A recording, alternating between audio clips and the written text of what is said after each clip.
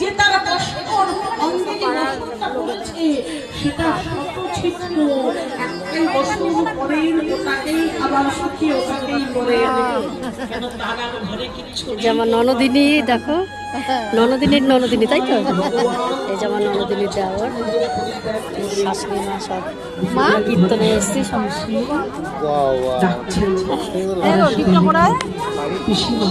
আমাদের লীলা কীর্তন হচ্ছে। তোমার ঘরে আমি এসেছি, আমি যে বড়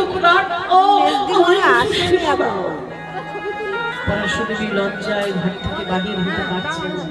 কেন? তার পরনের বসন দেখছি না